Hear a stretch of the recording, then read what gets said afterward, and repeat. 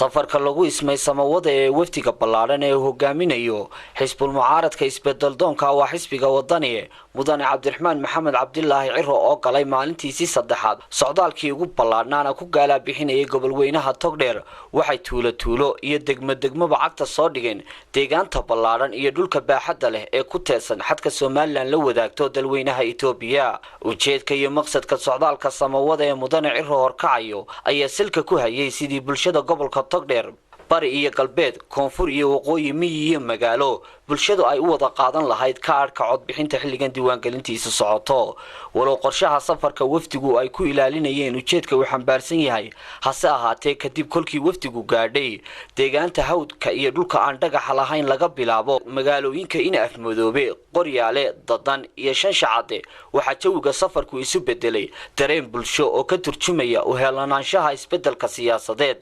kaasi oo shacabka iyo waxqaradkuba banaanka la tubnaayeen deegaanada wacyigelinta diiwaangelinta gudoomiyuhu la beegsaday oo uu ka bilaabay dhanka beesha madaxweyne Axmed Maxamed Maxamuud Siilaayo ka soo jeedo ayaa laga dheehan karayay go'aan qaadasho ku wajahan tanaasulka madaxweyne Siilaayo iyo mar kale iyo meeldayida damacooda isbedel doonka doorashada 2017 ka dhici doonta Soomaaliland jawiga iyo dareenka soo dhaweynta deegaanada beesha madaxweynuhu ka soo jeedo waxay ahaayeen kuwo fariimo rabitaan iyo ogolaansho isbedel doon u dirayay xisbiga mucaaradka ee wadani oo kaliya sida aad ka dheehanaysay hadallada duqeytida iyo weeraha waxqaradka kuwaasoo degmooyinka Taalabur Balidhig iyo Dhoqoshay iyo kuwa kaleba iyaguna dhankooda badheeraha ka dhiibteen wax la idin ku sheekayo aan dhaaftaan markii leeyahay waa soo socotay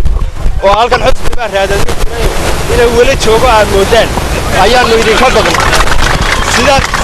sida daraadeed aad iyo aad baan idin sugaynay inaan nala fadhiistaan waan sugayn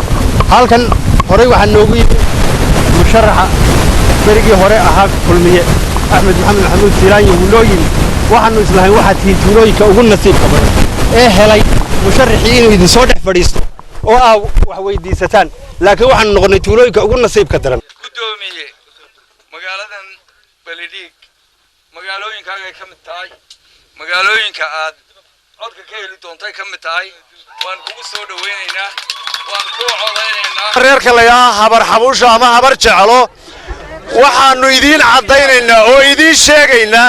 in aanan sharaxnayn Salmaan Maxamuud Xaaji Aadan Cabaade Salmaan Gal waa adeerkay Axmed Maxamed Maxamuud Siilaayo waa adeerkay Maxamed Kaahin Axmed waa adeerkay nin siyaasi ah oo politician oo habar jecel maanta sharaxan ma jiro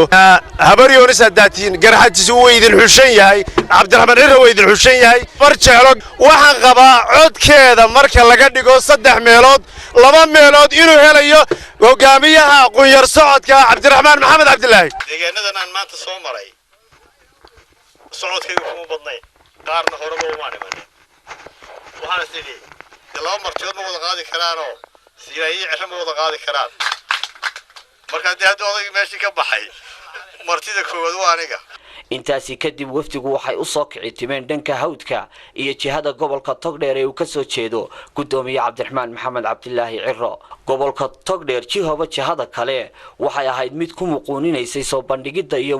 muujinta rabitaankooda taageero ee xisbiga mucaaradka waddan ee la barbartaagan yihiin bilcille riixiro iyo cubiyabo duruqsi gorayaxun xaaji saalax laan mulaaxo raydab khaatimo iyo kuwa kale oo badanina iyana dhankooda waxay wafdiga gudoomiye u muujiyeen rabitaan la isku halayn karo oo la mid ah midkii deegaanada walaalahooda uu ka soo jeedo madaxweyne Axmed Maxamuud Siilaayo ay u muujiyeen safarka gudoomiye Cabdiraxmaan Ciro waxa goobaha uu marayay si kadis ah uga soo dhex muuqanayay mudanayaal ku caan baxay taageerada xisbiga talada haya haatan se taabacsan garabka isbaahaysiga miisaanka weyn leh ee hore uga biyadiiday hab hogaamineedka xisbiga talada haya si kastaba ha ahaatee safarka gudoomiye Ciro ayaa saameyn togan iyo tobanba ku yeelan doona saaxadda siyaasadda iyo baratanka doorashada abaabulkeeda socdo Cabdirasaaq Yuusuf Cali Star TV